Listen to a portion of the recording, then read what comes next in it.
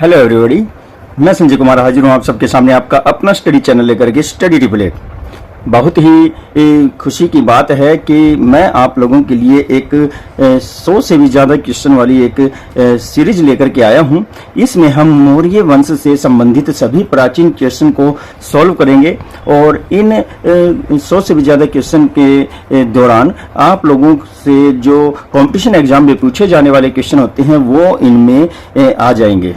तो उम्मीद करता हूं कि आप लोगों को ये वीडियो पसंद आएगी और अगर आप लोगों को ये वीडियो पसंद आती है तो इस वीडियो को लाइक कमेंट शेयर करना न भूलें। इस वीडियो में हम भारत के प्रमुख प्राचीन राजवंश जो हुए हैं उनकी प्रशासनिक व्यवस्था, सामाजिक आर्थिक परिस्थितियां और प्रमुख आंदोलन के विषय में हम जानेंगे। बड़े ही ज़बरदस्त क्वेश्चन हैं, वीडियो को स्किप बिल्कुल भी न करें और कंप्लीट वीडियो देखें ताकि आपकी नॉलेज बहुत ज़्यादा इंक्रीज हो सके और कोई भी इम्पोर्टेंट जानकारी आपसे मिस न हो। स्टूडेंट मिस कर रहे थे इस वीडियो को और कह रहे थे कि सर आपके जो क्वेश्चन होते हैं वो बड़े यूनिक होते हैं, बड़े ही ज्ञानवर्धक होते हैं। तो चलिए हम अपनी वीडियो शुरू करते हैं। पहला क्वेश्चन देख लेते हैं। पहला क्वेश्चन देखते हैं क्या कह रहा है। चंद्रगुप्त मौर्य के राज्य में निम्न में से कौन सा प्रदेश शामिल नहीं था? तो चार ऑप्शन दिए गए हैं, इनमें से एक प्रदेश जो है चंद्रगुप्त मौर्य के राज्य में शामिल नहीं था और बाकी तीन जो है शामिल थे। एक ऑप्शन है अफगानिस्तान, 2 है कलिंग, 3 है गुजरात, 4 है कश्मीर। तो कलिंग जो है वो चंद्रगुप्त मौर्य के राज्य में शामिल नहीं था। इसको अशोक ने बाद में अपने राज्य में मिलाया था। तो आंसर है कलिंग। क्वेश्चन नंबर 2 है, कलिंग पर अशोक के आक्रमण करने का प्रमुख कारण क्या था?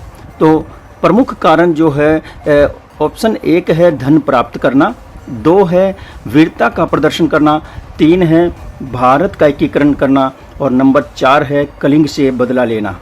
तो इसका आंसर है धन प्राप्त करना। क्वेश्चन नंबर 3 क्या कह रहा है? अशोक के महलों को देखकर जिस यात्री ने ये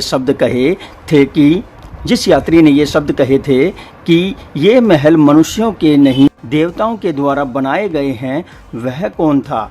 ऑप्शन 1 है मेगस्थनीज, 2 है फाहियान, 3 है हेनसांग और 4 है इत्सिंग। तो यहाँ पर उस समय जो मौर्य वंश चल रहा था और उसमें भी विशेष करके अशोक का जो शासनकाल चल रहा था, तो फाहियान जो है वो भारत की यात्रा पर थे और उन्होंने ही ऐसा कहा था। ऑप्शन नंबर 2 इसका आंसर है। क्वेश्चन नंबर 4 क्या कह रहा है? भारतीय समाज 7 वर्गों में विभाजित है, ऐसा उल्लेख कहाँ मिलता है? तो 4 ऑप्शन है, इनमें से आपको बताना है किस में ये उल्लेख मिलता है। ऑप्शन नंबर 1 है अर्थशास्त्र में, 2 है इंडिका में, 3 है रुद्राक्षस में और 4 है मनुस्मृति में। तो इनमें से जो इस क्वेश्चन का आंसर है वो है इंडिका में। क्वेश्चन नंबर 5 क्या कह रहा है? मौर्य युग में धर्मस्थीय न्यायालय होते थे। तो मौर्य काल में जो है धर्मस्थीय न्यायालय होते थे, इनमें से आपको बताना है। ऑप्शन 1 है दीवानी मामलों की सुनवाई के, ऑप्शन 2 है फौजदारी मामलों की सुनवाई के, ऑप्शन 3 है धार्मिक मामलों की सुनवाई के और ऑप्शन 4 है राजनीतिक मामलों की सुनवाई के। तो इसका आंसर है ए, 1 नंबर ऑप्शन इसका आंसर है दीवानी मामलों की सुनवाई के।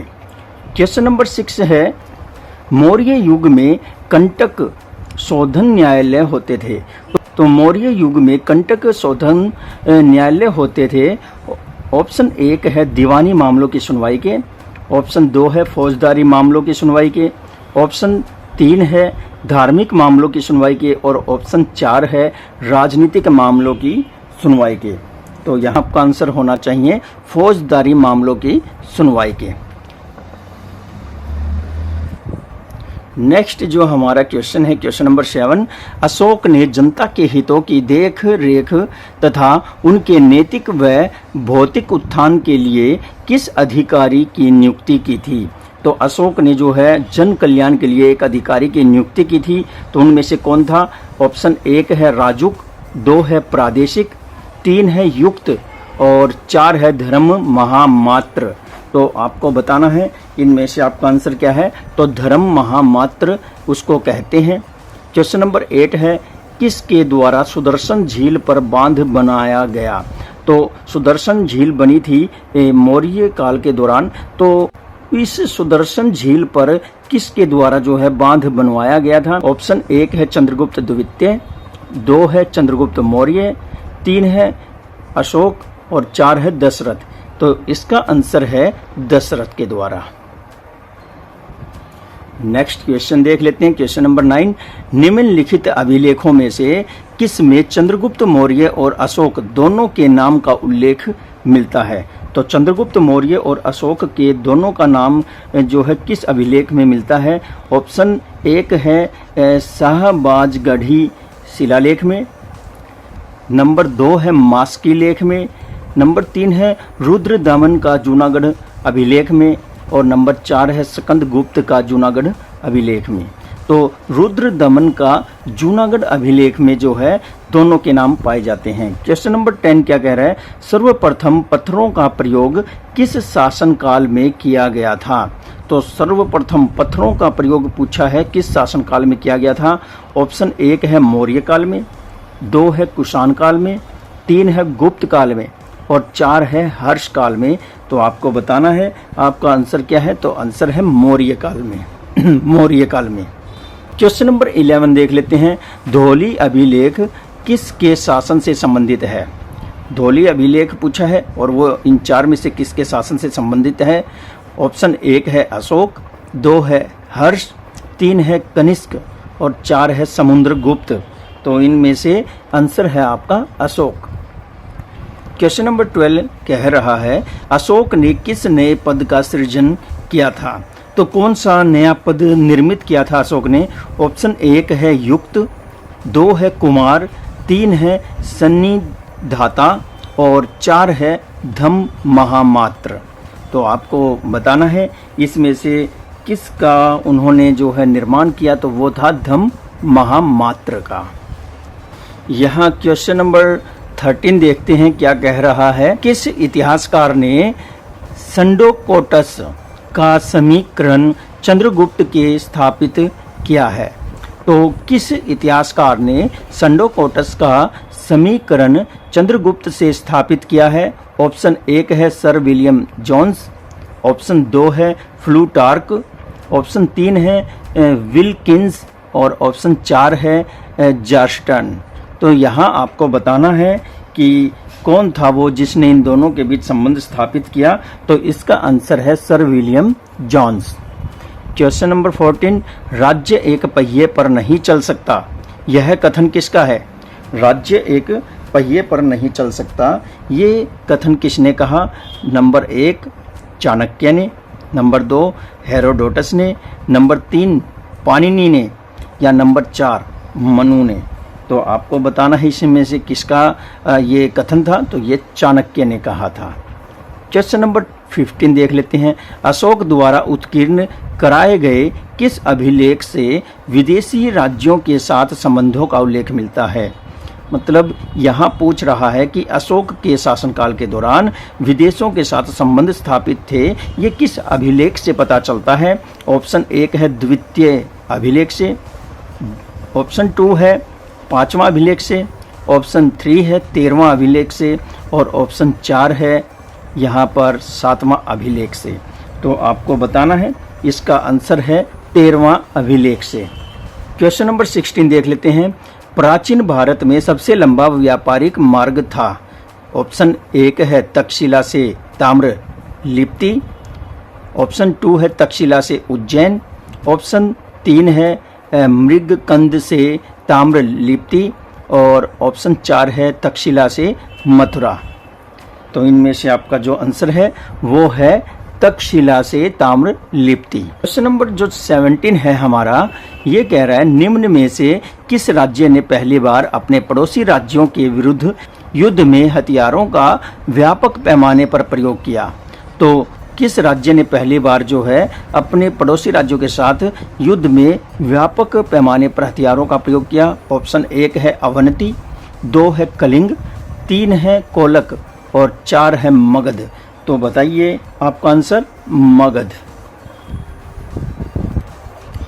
अब हम आते हैं क्वेश्चन नंबर 18 पर। पूछा है किस काल के दौरान दासों को जो है कृषि कार्यों में लगाया गया था।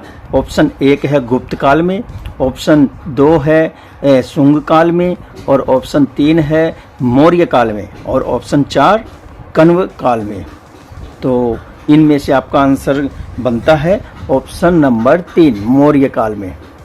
क्वेश्चन नंबर 19 देख लेते हैं। निम्न में से कौन चंद्रगुप्त मौर्य को एक मत से शूद्र मानते हैं। तो चंद्रगुप्त को शूद्र मानने वाला इनमें से कौन है। ऑप्शन 1 है जैन ग्रंथ, 2 है बौद्ध ग्रंथ, 3 है ब्राह्मण ग्रंथ, और 4 है वेद त्रयी। तो इनमें से जो आंसर है वो है ब्राह्मण ग्रंथ। क्वेश्चन नंबर 20 कौटिल्य द्वारा सर्वाधिक किस व्यवस्था पर जोर दिया गया। तो कौटिल्य ने किस व्यवस्था पर जो है सबसे ज़्यादा जोर दिया। ऑप्शन 1 न्याय व्यवस्था, ऑप्शन 2 गुप्तचर व्यवस्था, ऑप्शन 3 राजा की योग्यता, और ऑप्शन 4 प्रजा का सहयोग। तो इनमें से जो आंसर है वो है गुप्तचर व्यवस्था। क्वेश्चन नंबर 21 देख लेते हैं। सारनाथ स्तंभ के शीर्ष पर क्या अंकित है। तो सारनाथ स्तंभ के शीर्ष पर इनमें से क्या अंकित है। ऑप्शन 1 है चक्र, 2 है 4 सिंह, 3 है पहिया, और 4 है उपरोक्त सभी। तो आंसर है आपका 4 सिंह। क्वेश्चन नंबर 22 देखते हैं। भारतीय इतिहास में क्यावली किसे कहते हैं। क्यावली किसे कहते हैं। ऑप्शन 1 है चाणक्य, 2 है मेगस्थनीज, 3 है वीरसेन, और 4 है राधा गुप्त। तो आपका आंसर है चाणक्य। क्वेश्चन नंबर 23 देख लेते हैं। मौर्य युग में साहित्यिक भाषा या भाषाएं थी। ऑप्शन 1 केवल पाली, ऑप्शन 2 केवल प्राकृत, ऑप्शन 3 केवल संस्कृत, और ऑप्शन 4 पाली प्राकृत और संस्कृत, यानी कि ये तीनों। तो आंसर है आपका ऑप्शन 4। क्वेश्चन नंबर 24 कार्यापन सिक्के जारी किए गए थे। कार्यापन सिक्के जारी किए गए थे। ऑप्शन 1 स्वर्ण में, ऑप्शन 2 रजत में, ऑप्शन 3 ताम्र में, और ऑप्शन 4 शीशे में। तो किस धातु से ये बने थे ये आपको बताना है। इसका आंसर है ऑप्शन नंबर 2 रजत में। क्वेश्चन नंबर 25 प्राचीन भारत में तोसली किस भू क्षेत्र का नाम था। तोसली। तो ऑप्शन 1 है झेलम और चिनाब नदियों के बीच का क्षेत्र, ऑप्शन 2 है सोन नदी की द्रोवी, और ऑप्शन 3 है यहाँ पर कावेरी नदी का डेल्टा, और ऑप्शन 4 है महानदी का क्षेत्र। तो इसका आंसर जो है वो है ऑप्शन नंबर 4 महानदी का क्षेत्र। क्वेश्चन नंबर 26 देख लेते हैं। सम्राट अशोक के राज्य में राजूका का क्या कार्य था। ऑप्शन 1 है धार्मिक मामलों की देखभाल, ऑप्शन 2 है करों को एकत्रित करना, ऑप्शन 3 है न्यायिक कार्य, और ऑप्शन 4 है नगर पालिकाओं का प्रशासन। तो इसका आंसर जो है वो है ऑप्शन नंबर 3 न्यायिक कार्य। अब देख लेते हैं क्वेश्चन नंबर 27। मौर्य काल में सन्निघाता का क्या अर्थ था। ऑप्शन 1 है राजकोष की देखभाल, ऑप्शन 2 है सेना में भर्ती व रखरखाव, ऑप्शन 3 है राजस्व वसूली, ऑप्शन 4 है धार्मिक प्रचार। तो इनमें से क्या ऑप्शन आपका आंसर हो सकता है। तो आंसर है ऑप्शन 1। क्वेश्चन नंबर 28 अशोक का अभिलेख मुख्यतः ब्रह्मलिपि में लिखा गया। केवल एक जगह अरमाइक लिपि में है, वह कौन सा अभिलेख है। बता रहे हैं कि अशोक के जितने भी अभिलेख हैं वो ब्रह्मलिपि में है, लेकिन एक जो है अभिलेख वो अरमाइक लिपि में है, और वो कौन सा अभिलेख है। ऑप्शन 1 है शाहबाज गढ़ी अभिलेख, ऑप्शन 2 है मनसेहरा अभिलेख, ऑप्शन 3 है कांधार अभिलेख, ऑप्शन 4 है लांपका अभिलेख। तो इनमें से आपका आंसर होना चाहिए और वो है कांधार अभिलेख। क्वेश्चन नंबर 29, बिंदुसार ने किस राजा से शराब, मधु और दार्शनिक भेजने के लिए प्रार्थना की थी? बिंदुसार ने एक राजा से प्रार्थना की थी शराब, मधु और दार्शनिक भेजने के लिए। ऑप्शन 1 है एंटियोकस प्रथम से, ऑप्शन 2 है टॉलमी से, ऑप्शन 3 है एंटिगोनस से, ऑप्शन 4 है फिलाडेल्फियस से। तो यहाँ आपका जो आंसर है वो बनता है एंटियोकस प्रथम से। 30 नंबर क्वेश्चन देख लेते हैं। सीरिया के राजा का दूत मेगशथनीज के स्थान पर बिंदुसार के दरबार में कौन था? तो यहाँ ऑप्शन बताए गए हैं। ऑप्शन 1 है डायमेकस, ऑप्शन 2 है डायोडोरस, ऑप्शन 3 है डायोनीसियस और ऑप्शन 4 है मागस। तो यहाँ आपका जो आंसर है वो है डायोमेकस। क्वेश्चन नंबर 31 देखते हैं। निम्नलिखित में से कौन सा शिलालेख अशोक की लुम्बिनी यात्रा के बारे में बताता है? तो अशोक की लुम्बिनी यात्रा के बारे में बताने वाला जो शिलालेख है वो इनमें से कौन सा है? ऑप्शन 1 है रुकमेदेई स्तंभ लेख, ऑप्शन 2 है सारनाथ स्तंभ लेख, ऑप्शन 3 है रामपुरवा स्तंभ लेख और ऑप्शन 4 है टोपरा स्तंभ लेख। तो यहाँ पर 31 क्वेश्चन का जो आंसर है आपका वो है रुकमेदेई स्तंभ लेख। 32 नंबर क्वेश्चन क्या कह रहा है? निम्नलिखित में से कौन सा चिन्ह अशोक स्तंभ से या अशोक स्तंभ के शीर्ष पर नहीं पाया गया है? ऑप्शन 1 है हाथी, ऑप्शन 2 है सिंह, ऑप्शन 3 है सांड और ऑप्शन 4 है घोड़ा। तो इनमें से जो आंसर बनता है वो है सांड। क्वेश्चन नंबर 33 नंबर क्वेश्चन कह रहा है निम्नलिखित में से कौन सी पुस्तक चंद्रगुप्त के दुश्मन के विरुद्ध चाणक्य की नीति की विस्तृत जानकारी देती है? ऑप्शन 1 है मुद्राक्षस, ऑप्शन 2 है हर्षचरित, ऑप्शन 3 है परिशिष्ट पर्वन और ऑप्शन 4 है रजत रंगिनी। तो इनमें से जो आपका ऑप्शन है ऑप्शन नंबर 1 मुद्राक्षस इसका आंसर है। क्वेश्चन नंबर 34 अशोक के 81वें स्तूप निम्न में से किस लिए विख्यात हैं? ऑप्शन 1 है घंटाकृति स्तंभ शीर्ष, ऑप्शन 2 है फलका, ऑप्शन 3 है ओपन पॉलिश और ऑप्शन 4 है शीर्ष मूर्ति। और यहाँ जो आपका आंसर बनता है वो है ऑप्शन नंबर 3। क्वेश्चन नंबर 35 देख लेते हैं। निम्न में से किस जैन ग्रंथ में मौर्य सम्राट चंद्रगुप्त मौर्य द्वारा जैन धर्म अंगीकार किए जाने का उल्लेख प्राप्त होता है? मतलब ऑप्शन 1 है पुरवारा, ऑप्शन 2 है अंग, ऑप्शन 3 है उपांग और ऑप्शन 4 है परिशिष्ट पर्वन। तो इनमें से आपका जो आंसर है वो है परिशिष्ट पर्वन। क्वेश्चन नंबर 36 देख लेते हैं। निम्नलिखित में से मौर्य कला का सबसे अच्छा नमूना कौन सा है? ऑप्शन 1 स्तंभ, ऑप्शन 2 स्तूप, ऑप्शन 3 गुफा निर्माण, ऑप्शन 4 है चैत्य। तो यहाँ आपको जो आपका आंसर बनता है वो है स्तंभ। क्वेश्चन नंबर 37 सिकंदर के भारत पर आक्रमण के समय उसके साथ आए लोगों में 3 ने भारत के बारे में बहुत कुछ लिखा। निम्न में से कौन एक उसमें से नहीं है? 4 ऑप्शन है। 3 जो है सिकंदर के साथ आए थे जिन्होंने भारत के विषय में लिखा, एक ऐसा है जो उनमें से नहीं था। ऑप्शन 1 है निरियार्कस, ऑप्शन 2 है ओनसिक्रिएटस, ऑप्शन 3 है एरिस्टोबुलस और ऑप्शन 4 है हेरोडोटस। तो यहाँ आपका आंसर यही है हेरोडोटस। आइए क्वेश्चन नंबर 38 देख लेते हैं। अशोक की मृत्यु के बाद उसका साम्राज्य पूर्व और पश्चिम दो आधे आधे भागों में बट गया था। पश्चिमी भाग का उत्तराधिकारी कौन था? ऑप्शन 1 है कुणाल, 2 है दशरथ, 3 है शालीशुक और 4 है संप्रति।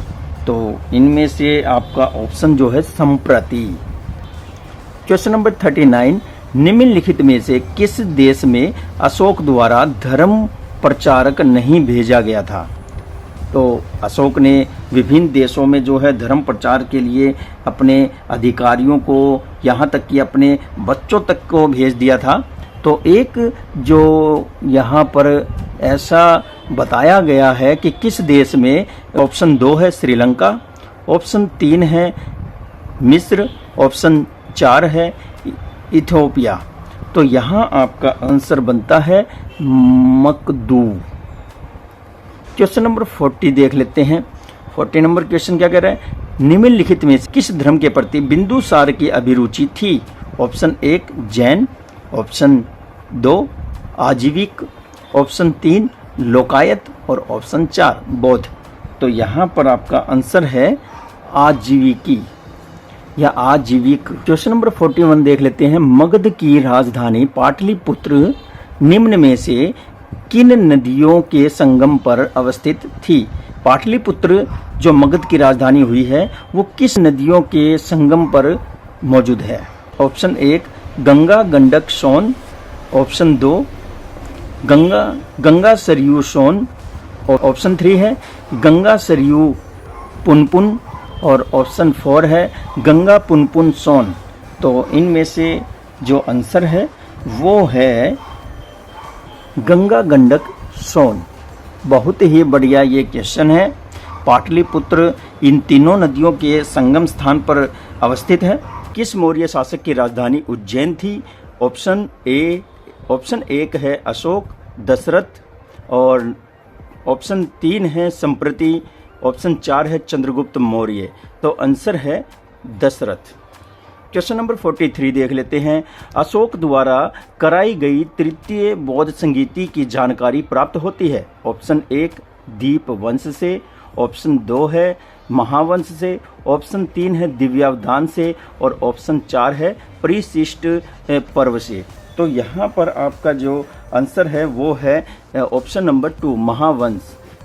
क्वेश्चन नंबर 44 देख लेते हैं। निम्नलिखित में से किस स्थान से अशोक के स्तंभ के लिए पत्थर मंगवाया जाता था? तो ऑप्शन 1 है चुनार, ऑप्शन 2 है कौशाम्बी, ऑप्शन 3 है इलाहाबाद, ऑप्शन 4 है राजगृह। तो यहाँ जो आंसर बनता है वो है चुनार। क्वेश्चन नंबर 45 देख लेते हैं। अमित्र खाद अथवा अमित्र घात नाम से बिंदुसार को कहा था? किसने कहा था? ऑप्शन 1 है ईरानियों द्वारा, ऑप्शन 2 है यूनानियों द्वारा, ऑप्शन 3 है भारतवासियों द्वारा, ऑप्शन 4 है रोमन लोगों द्वारा। यहाँ पर ऑप्शन 2 इसका आंसर है। क्वेश्चन नंबर 46 क्या कह रहा है? सप्तांग सिद्धांत किसका था? ऑप्शन 1 है विष्णुगुप्त, ऑप्शन 2 है भद्रबाहु, ऑप्शन 3 है उपगुप्त, ऑप्शन 4 है राधागुप्त। तो इसका आंसर है विष्णुगुप्त। क्वेश्चन नंबर 47, सर्वप्रथम किस स्थान पर अशोक के स्तंभ का पता चला था? ऑप्शन 1 है दिल्ली, ऑप्शन 2 है तालपी, ऑप्शन 3 है मास्की, ऑप्शन 4 है बैराट। तो ऑप्शन 1 जो है दिल्ली इसका आंसर है। और क्वेश्चन नंबर 48 क्या कह रहा है? मेगस्थनीज के डियोनिसियस देवता का भारत में वास्तविक नाम क्या था? तो इस क्वेश्चन का जो आंसर है वो है शिव। 49 नंबर क्वेश्चन देख लेते हैं। मेगस्थनीज के हेरक्लीज देवता का भारतीय नाम क्या था? ऑप्शन 1 है कृष्ण, 2 है शिव, 3 है विष्णु, 4 है रुद्र। तो यहाँ पर इसका आंसर है कृष्ण। क्वेश्चन नंबर 50 क्या कह रहा है? पोलीवोथा यानी कि पाटलिपुत्र का विस्तृत विवरण किसने दिया है? ऑप्शन 1 है मेगस्थनीज, 2 है चाणक्य, 3 है राधागुप्त और 4 है उपगुप्त। तो यहाँ पर इस क्वेश्चन का आंसर है मेगस्थनीज। क्वेश्चन नंबर 51 देख लेते हैं।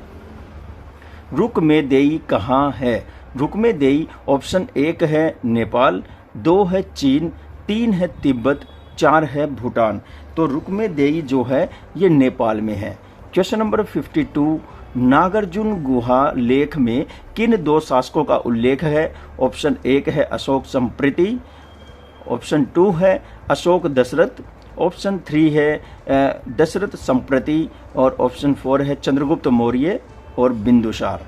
तो यहाँ आपका जो आंसर बनता है वो है अशोक और दशरथ। क्वेश्चन नंबर 53, खरोष्टी लिपि में मिले अभिलेख कौन से हैं? ऑप्शन 1 सहवाज गढ़ी और मानसेहरा अभिलेख, ऑप्शन 2 सहवाज गढ़ी और लगमान अभिलेख, ऑप्शन 3 है मानसेहरा अभिलेख, ऑप्शन 4 है मानसेहरा और कांधार अभिलेख। तो इसका आंसर है ऑप्शन 1 सहवाज गढ़ी और मानसेहरा अभिलेख।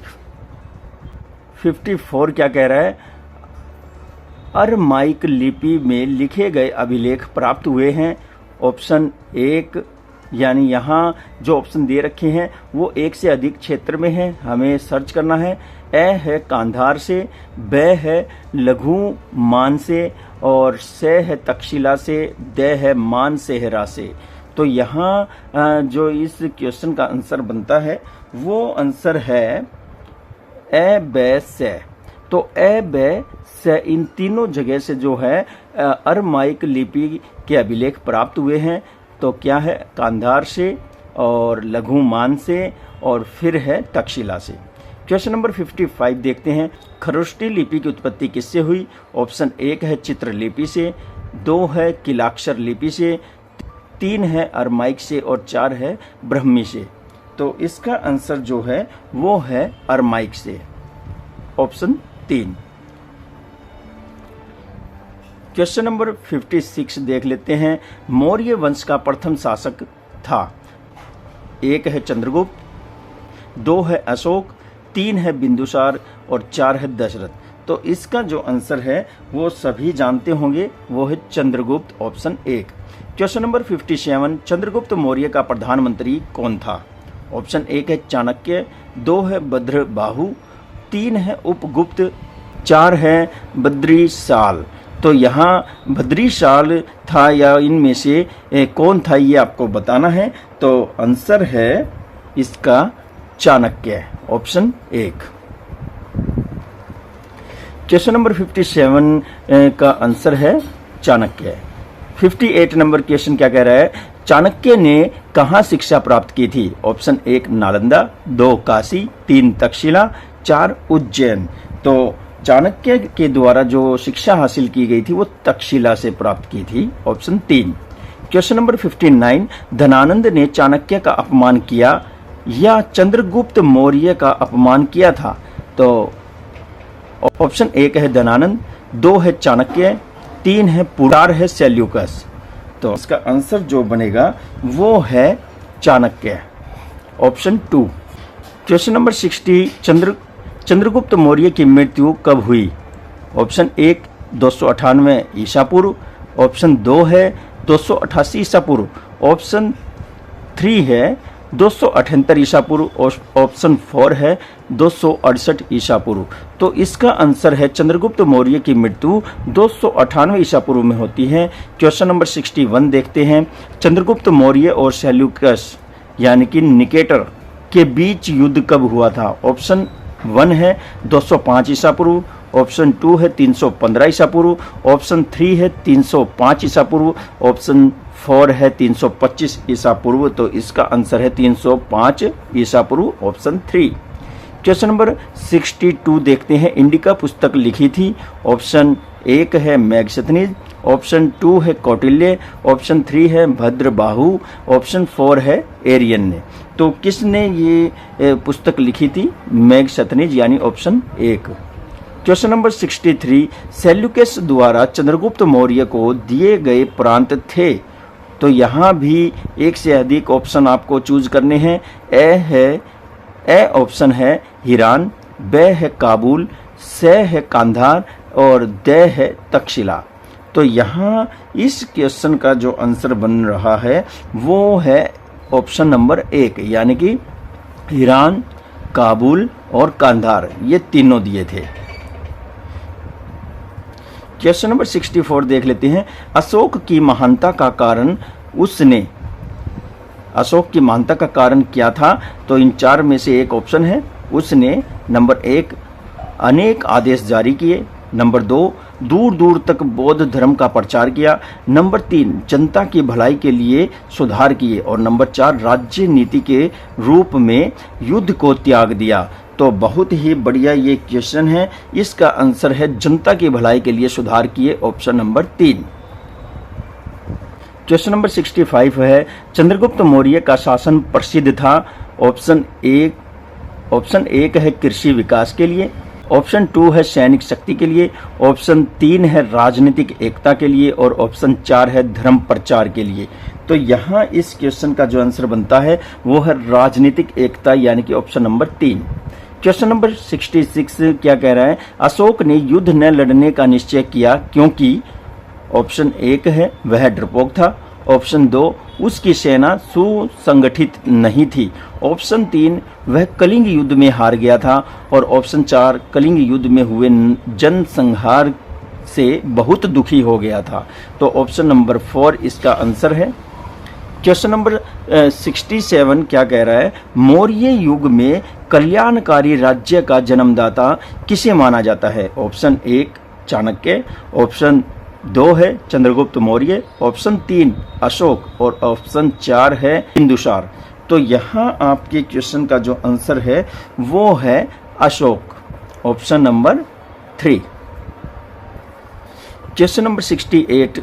चंद्रगुप्त मौर्य ने सौराष्ट्र में किस प्रांतपति को नियुक्त किया था? तो चंद्रगुप्त मौर्य ने सौराष्ट्र में किस प्रांतपति को नियुक्त किया था जिसने वहां सुदर्शन झील का निर्माण करवाया था?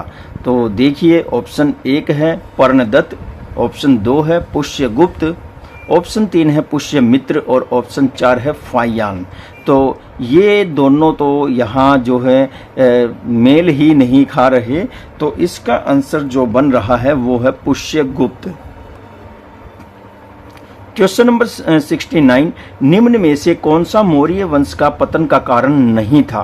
तो 4 में से 3 पतन के कारण थे लेकिन एक नहीं था। ऑप्शन 1 है अशोक की धम विजग, नंबर 2 है अशोक के कमजोर उत्तराधिकारी, ऑप्शन 3 है यूनानियों के आक्रमण ने साम्राज्य को कमजोर कर दिया था और ऑप्शन 4 है अशोक की मृत्यु के बाद उसके वंश के लोगों में साम्राज्य का विभाजन। तो यहाँ जो आपके क्वेश्चन का आंसर बन रहा है वो है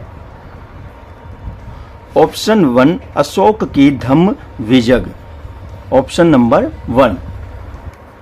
70 नंबर क्वेश्चन देख लेते हैं। अशोक के किस अभिलेख से यह प्रकट होता है कि उसने अपने समकालीन शासकों के साथ मैत्री संबंध बना रखे थे? ऑप्शन 1 है 13वें शिलालेख से, 2 है 5वें शिलालेख से, 3 है सहबाज गढ़ी शिलालेख से या अभिलेख से और 4 है ब्रह्मगिरी अभिलेख से। तो इसका जो आंसर है वो है 13वें शिलालेख से, option 1। Question number 71। Chandragupta Maurya ने अपने अंतिम दिन कहाँ व्यतीत किए थे? तो ऑप्शन 1 है श्रवण बेलगोला, ऑप्शन 2 है तक्षशिला, ऑप्शन 3 है गिरनार और 4 ऑप्शन है पाटलिपुत्र। तो इस क्वेश्चन का आंसर है ऑप्शन 1 श्रवण बेलगोला। क्वेश्चन नंबर 72 क्या कह रहा है? निम्न में से कौन सा चंद्रगुप्त को क्षत्रिय मानते हैं? ऑप्शन 1 है विष्णु पुराण, 2 है दिव्यावदान और 3 है मुद्राक्षस और 4 है अर्थशास्त्र। तो यहाँ इस क्वेश्चन का आंसर है Divyavadana, option 2। Question number 73। Maurya काल में जन्म मरण का लेखा जोखा रखने वाली एक समिति होती थी और यह कार्य आजकल करती है? ऑप्शन 1 नगरपालिका, ऑप्शन 2 है पंचायत समिति, 3 ऑप्शन है ग्राम पंचायत और 4 ऑप्शन है जिला परिषद। तो कौन ये लेखा जोखा रखता है? तो इसका आंसर है ऑप्शन 1 नगर पालिका। 74 नंबर क्वेश्चन क्या कह रहा है? चंद्रगुप्त मौर्य के राज्य में शामिल नहीं था? ऑप्शन 1 बिहार, 2 पंजाब, 3 अफगानिस्तान और 4 पांड्यों का देश। तो कौन सा क्षेत्र जो है यहाँ चंद्रगुप्त मौर्य के राज्य में शामिल नहीं था, पांड्यों का देश शामिल नहीं था। ऑप्शन 4 इसका उत्तर है। क्वेश्चन नंबर 75 क्या कह रहा है, यह कहा जाता है कि धम्म जिसे अशोक विश्व में प्रचारित करना चाहता था बुद्ध या बौद्ध धर्म नहीं था। उपयुक्त दृष्टिकोण निम्न में से कौन सा साबित करता है? तो ऑप्शन 1 है, उसने अपनी पूजा के नैतिक चरित्र के निरीक्षण के लिए धर्म महामात्रों को नियुक्त किया था। ऑप्शन 2 है, उसने स्तंभों और शिलालेखों पर धम्म के सिद्धांतों को खुदवाया था। ऑप्शन 3 है, उसने अपने शिलालेखों में 4 आर्य सत्यों का उल्लेख नहीं किया। और ऑप्शन 4 है ये सभी।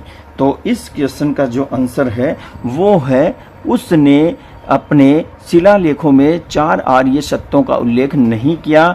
ये ऑप्शन नंबर 3 इसका आंसर है। क्वेश्चन नंबर 76 देख लेते हैं, निम्न में से कौन गलत है? 4 ऑप्शन दिए हुए हैं 76 नंबर क्वेश्चन में, जिनमें से 3 ऑप्शन सही हैं और 1 गलत है, वो आपको सर्च करना है। ऑप्शन है, अशोक ने बौद्ध धर्म के प्रति श्रद्धा प्रकट की। ऑप्शन 2 है, अशोक ने संघ के प्रति श्रद्धा प्रकट की। ऑप्शन 3 है, अशोक ने धर्म के प्रति श्रद्धा प्रकट की। ऑप्शन 4 है, अशोक ने विश्व में 4 आर्य सत्यों और अष्टांगिक मार्गों का प्रचार किया था। तो यहाँ इस क्वेश्चन का आंसर है ऑप्शन नंबर 4, अशोक ने विश्व में 4 आर्य सत्यों और अष्टांगिक मार्गों का प्रचार किया था। क्वेश्चन नंबर 77 देख लेते हैं, क्या कहा गया है? कलिंग का युद्ध भारत के इतिहास में प्रसिद्ध है क्योंकि ऑप्शन 1, इससे अशोक को सैनिक यश मिला।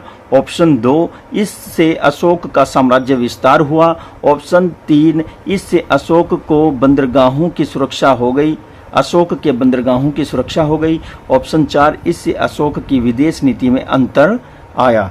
तो इस क्वेश्चन का आंसर ऑप्शन 4 है, इससे अशोक की विदेश नीति में अंतर आया था। क्वेश्चन नंबर 78 देख लेते हैं, मौर्यकालीन स्तंभों में सर्वश्रेष्ठ स्तंभ है।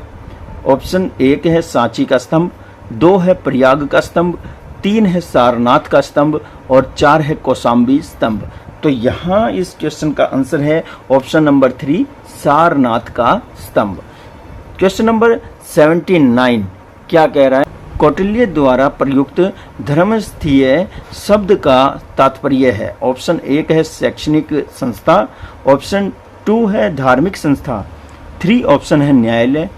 4 ऑप्शन है राजस्व विभाग। तो इसका आंसर जो है वो है ऑप्शन 3, न्यायालय। क्वेश्चन नंबर 80 देख लेते हैं, निम्नलिखित में से किसका अशोक के अभिलेखों में उल्लेख हुआ है?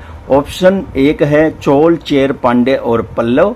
ऑप्शन 2 है चोल, सत्यपुत्र, चेर और पांड्य। ऑप्शन 3 है पांड्य, सत्यपुत्र, आंध्र एवं चेर। ऑप्शन 4 है चोल, पांड्य, भोज, अंधी। तो यहाँ जो आपका आंसर है वो है ऑप्शन नंबर 2, चोल, सत्यपुत्र, चेर और पांड्य, इनका उल्लेख मिलता है। क्वेश्चन नंबर 81, अशोक का समकालीन सीरिया का ग्रीक राजा जिसका उसके अभिलेखों में उल्लेख मिलता है कौन था? ऑप्शन 1 है एंटियोकस द्वितीय थियोस। ऑप्शन 2 है टोलेमी द्वितीय। ऑप्शन 3 है एंटीगोनस और ऑप्शन 4 है अलेक्जेंडर। तो यहाँ पर जो आंसर है वो है ऑप्शन 1, एंटियोकस द्वितीय theos. Question number 82 number question में बताया गया है कि मौर्य काल में दुर्भिक्ष काल में राहत कार्य के लिए कोष्ठगारों के अस्तित्व का प्रमाण निम्नांकित से ज्ञात होता है। तो यहाँ पर ऑप्शन दिए गए हैं। ऑप्शन 1 है गिरनार अभिलेख द्वितीय।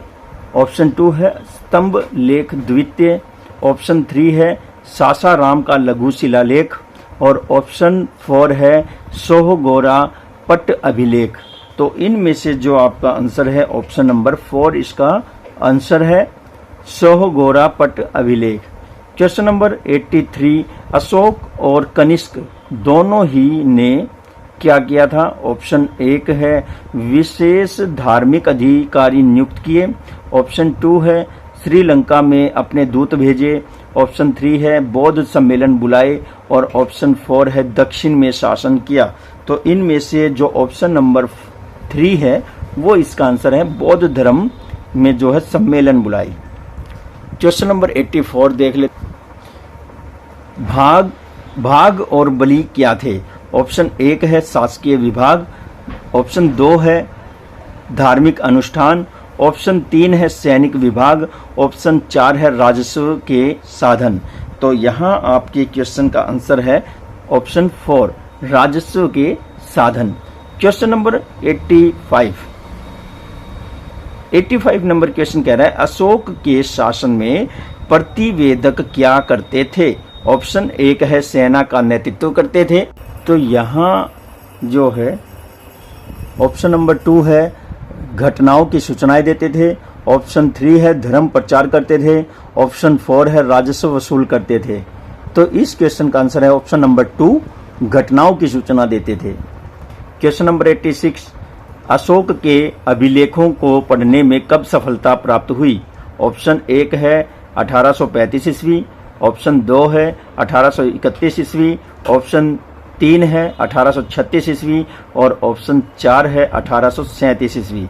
तो इस क्वेश्चन का जो आंसर है वो है ऑप्शन नंबर 4, 1837 ईस्वी। क्वेश्चन नंबर 87, मौर्य काल में शीताध्यक्ष निम्नलिखित में से किस से संबंधित था? ऑप्शन 1 है व्यापार। 2 है खदान। 3 है पशुपालन। 4 है कृषि। तो यहाँ इस क्वेश्चन का आंसर है कृषि। ऑप्शन नंबर 4 इसका आंसर है।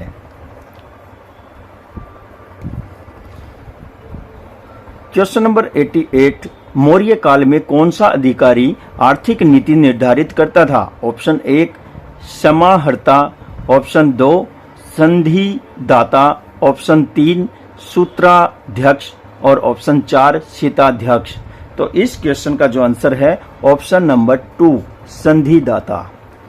क्वेश्चन नंबर 89, विशाख दत्त द्वारा रचित संस्कृत नाटक मुद्राक्षस की टीका निम्न में से किसने लिखी? ऑप्शन 1 है सोमदेव सूरी। ऑप्शन 2 है क्षेमेंद्र। ऑप्शन 3 है गुणांध्य। और ऑप्शन 4 है दुंडीराज। तो इनमें से किसने जो है ये टेक लिखी है या इस टीका को लिखा है? तो इसका आंसर है option number 4, Dhundiraj. Question number 90, Magadh साम्राज्य और चंद्रगुप्त मौर्य के मध्य युद्ध में मगध नंदराज का सेनापति निम्न में से कौन था? ऑप्शन 1 है वृद्धिशाक्त। ऑप्शन 2 है महाशाक्त। ऑप्शन 3 है भद्रशाल। और ऑप्शन 4 है इनमें से कोई नहीं। तो इस क्वेश्चन का आंसर है Bhadrashal, option number 3। Question number 91, Chandragupta की शासन व्यवस्था थी। ऑप्शन 1 है गणतांत्रिक। ऑप्शन 2 है एकतांत्रिक। ऑप्शन 3 है राजतंत्र प्रधान। और ऑप्शन 4 है धर्म पर आधारित। इस क्वेश्चन का जो आंसर है ऑप्शन नंबर 2, एकतांत्रिक जो है उसकी शासन व्यवस्था थी। क्वेश्चन नंबर 92, शासन की सुविधा के लिए केंद्रीय शासन कई भागों में बटा था। कई भागों को कहते थे। ऑप्शन 1 तीर्थ। ऑप्शन 2 है आश्रम। 3 है भारती। और 4 है प्रजापत्य। तो इनमें से 92 नंबर क्वेश्चन का आंसर है तीर्थ, ऑप्शन नंबर 1। क्वेश्चन नंबर 93, आंतरिक शांति व्यवस्था के लिए पुलिस का भी प्रबंध था।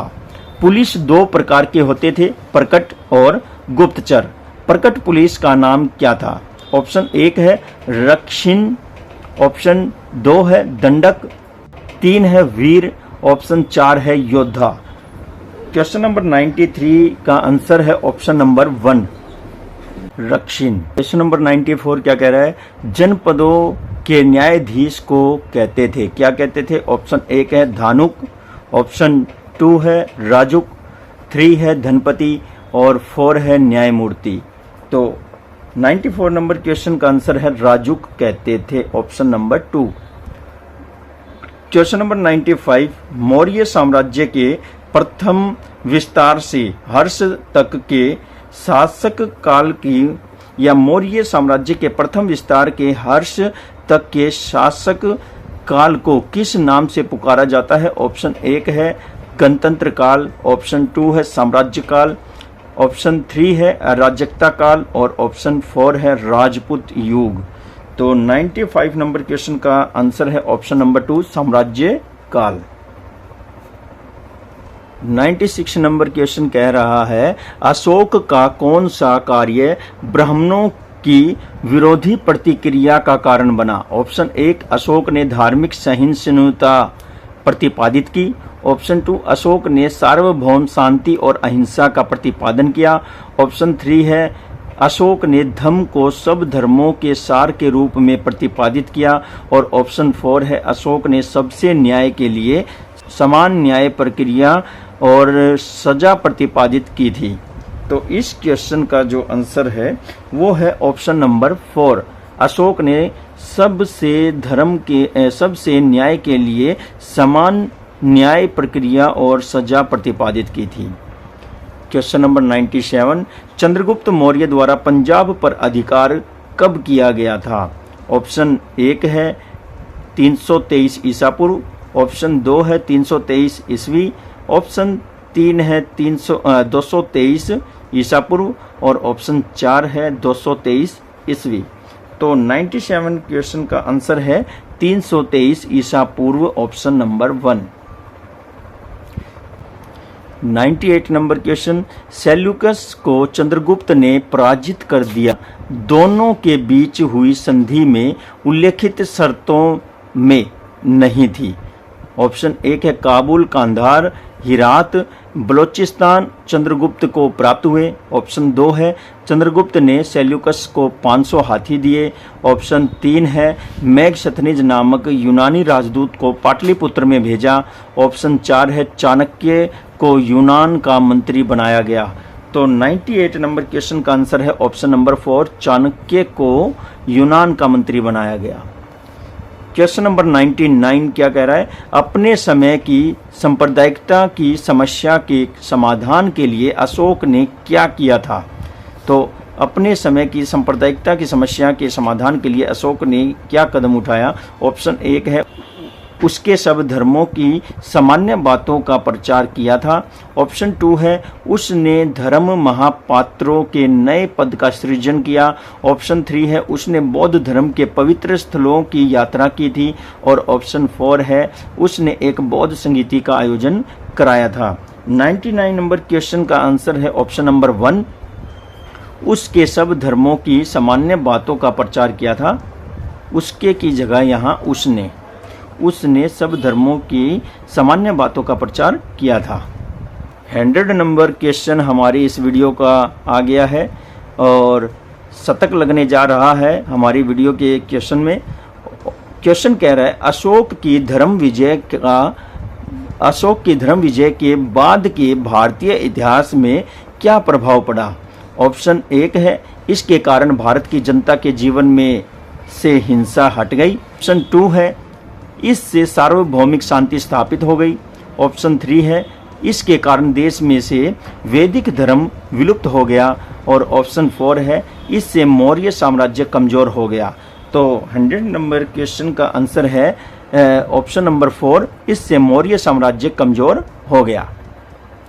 क्वेश्चन नंबर 101 क्या कह रहा है, सांची किस लिए प्रसिद्ध है? ऑप्शन 1 बुद्ध का जन्म स्थान, ऑप्शन 2 अच्छा किला है, ऑप्शन 3 बौद्ध स्तूप के कारण प्रसिद्ध है, ऑप्शन 4 इनमें से कोई नहीं। तो 101 क्वेश्चन का आंसर है ऑप्शन 3 बौद्ध स्तूप के कारण प्रसिद्ध है। Question number 102 102 number question, Kautilya के अनुसार शांति स्थापित करने के लिए आवश्यक है ऑप्शन 1 शक्ति, 2 कूटनीति, 3 कुशलता, 4 विस्तृत साम्राज्य। तो 102 नंबर क्वेश्चन का आंसर बनेगा शक्ति। शक्ति होगी तभी शांति स्थापित की जा सकती है। हमारी आज की वीडियो का जो लास्ट क्वेश्चन है, क्वेश्चन नंबर 103, ये क्वेश्चन बड़ा ही लाजवाब क्वेश्चन है। इस क्वेश्चन के विषय में देख लेते हैं। राजा का अपना कोई सुख नहीं है, प्रजा के सुख में ही राजा का सुख है, ये कथन किसका है? देखिए, इस क्वेश्चन का आंसर, इस प्रश्न का आंसर आपको स्वयं सर्च करके देना है। जो भी स्टूडेंट इस क्वेश्चन का आंसर देगा उसका नाम नेक्स्ट वीडियो में अनाउंस किया जाएगा और इस प्रक्रिया में हमारे स्टूडेंट बहुत ही बढ़ चढ़ करके हिस्सा लेते हैं। क्वेश्चन फिर से रिपीट कर देते हैं। राजा का अपना कोई सुख नहीं है, प्रजा के सुख में ही राजा का सुख है, किसका है ये कथन? ऑप्शन नंबर 1 है चंद्रगुप्त मौर्य का, ऑप्शन 2 है अशोक का, ऑप्शन 3 है चाणक्य का, या ऑप्शन 4 है उपगुप्त का। तो इनमें से किसने, किस महान हस्ती ने ये कथन दिया था कि राजा का सुख उसकी प्रजा के सुख में है? तो आपको इस क्वेश्चन का जवाब देना है। जल्द से जल्द आप अपना जवाब देने की कोशिश करें। आप कमेंट बॉक्स में जाएं, वहां अपना जवाब टाइप करके भेज दें, या आप डायरेक्ट मेरे व्हाट्सएप नंबर 9315830888 पर भी अपना आंसर टाइप करके भेज सकते हैं। बहुत ही ब्रिलियंट स्टूडेंट हैं हमारे, एक के बाद एक बढ़ चढ़ करके जो हैं जवाब आते रहते हैं। एक से बढ़कर एक स्टूडेंट है, जल्द ही अपने जवाब भेजते रहते हैं। पहले भी मैंने अपनी वीडियोस में जो हैं ऐसे क्वेश्चन पूछे हैं और उनमें जवाब देने वाले स्टूडेंट्स के नाम अनाउंस किए हैं। इस वीडियो में जो क्वेश्चन पूछा गया है, इसका जवाब देने वाले स्टूडेंट का नाम नेक्स्ट वीडियो में अनाउंस किया जाएगा। ये एक गर्व की बात होती है, क्योंकि YouTube के माध्यम से हमारे देश के कोने कोने में वीडियोस को देखा जाता है, और जब देखा जाता है तो आंसर देने वाले स्टूडेंट का नाम जो अनाउंस किया जाता है वो भी उनको सुनाई देता है, और इस तरह से उस स्टूडेंट की ख्याति भी होती है कि फलाना जगह या फलाना स्टेट में, फलाना ज़िले में एक ऐसा स्टूडेंट है और वो ब्रिलियंट है। अगर वीडियो आपको अच्छी लगी है तो लाइक कमेंट शेयर जरूर कीजिएगा। लाइक कमेंट शेयर रुकने नहीं चाहिए, ये आपका अपना चैनल है, प्रोत्साहन बढ़ाते रहें। और भी ढेर सारी यूजफुल वीडियो पाने के लिए देखते रहिए स्टडी 888, आपका अपना चैनल है। इसी के साथ ही मुझे दीजिए इजाज़त। मैं संजय कुमार फिर से हाजिर हो जाऊंगा आप लोगों के लिए और भी यूजफुल वीडियो लेकर के। तब तक के लिए धन्यवाद। जय हिंद।